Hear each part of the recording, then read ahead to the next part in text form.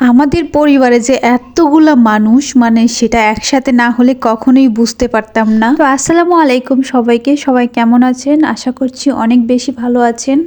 আজকে আমাদের ইফতারের একটা আয়োজন ছিল, যেহেতু আমার দাদা মারা গেছেন আর সেজন্যই সবাই মিলে এরকম একটা ইফতারের আয়োজন করা হয়েছে। আর এই দিনটা ছিল 17ই রমজান। 17ই রমজানে এই ইফতারটা করা হয়েছিল আর আমি আজকে আপনাদের সাথে শেয়ার করলাম সেটা। আসলে আমাদের এখানে যদি কেউ মারা যায়, ফ্যামিলির কোনো মানুষ যদি বা আত্মীয় স্বজনের মধ্যে যদি কেউ মারা যায়, তখন আমাদের ঘরে কিন্তু 4 দিন পর্যন্ত কোনো রান্না বান্না হয় না।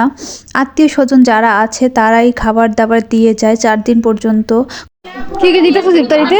ইফতার, বুট, তারপর খেজুর, বড়া, আর হচ্ছে শসা আর মুড়ি। আর এরকম একটা সুন্দর আয়োজনে আমার ছোট্ট কিউটি সোনামণিটাকেও নিয়ে আসছে এখানে। তো এগুলা দেখে দেখে সে হয়তো রীতিমতো অবাক হয়ে যাচ্ছে, কী রে বাবা, এত মানুষ একসাথে, তার উপর এত খাবার দাবার, কি হচ্ছে এখানে? সে কিন্তু কিছুই বুঝতে পারছে না, বারবার এদিক ওদিক তাকিয়ে তাকিয়ে দেখছে আমার সোনা খালামণি। তো এইরকম করে ত্রিপালে বসে সবাই মিলে ইফতার খাওয়া, এটা কিন্তু আমাদের ফার্স্ট হয়েছে এরকম যে উঠানে সবাই মিলে ত্রিপল বিছিয়ে খাবার দাবার।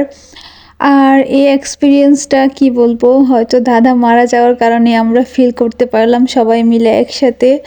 এইভাবে তো কখনোই খাওয়া দাওয়া হয়নি উঠানে বসে একসাথে ঘরের মানুষগুলো। তো ইফতারে এত বেশি আহামরি কোনো কিছু ছিল না, খুব সামান্যভাবে ইফতারের আয়োজন করা হয়েছে, যেহেতু কারোর মনের অবস্থায় খুব বেশি ভালো ছিল না।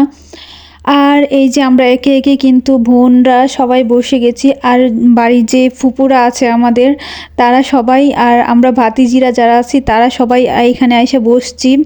আর এদিকে মা চাচি যারা আছে তারা কিন্তু কেউ আসে নাই, তারা ঘরের ভিতরে ইফতার করছে। তো এইরকম আপনাদের কোন অঞ্চলে হয় সেটা অবশ্যই কমেন্টে জানাবেন। আর যদি আমাদের ভিডিওগুলো ভালো লাগে অবশ্যই like, comment and share, subscribe করে দিবেন। এই যে দেখতেই পাচ্ছেন কত কত মানুষ, আমরা বসে গেছি উঠানে।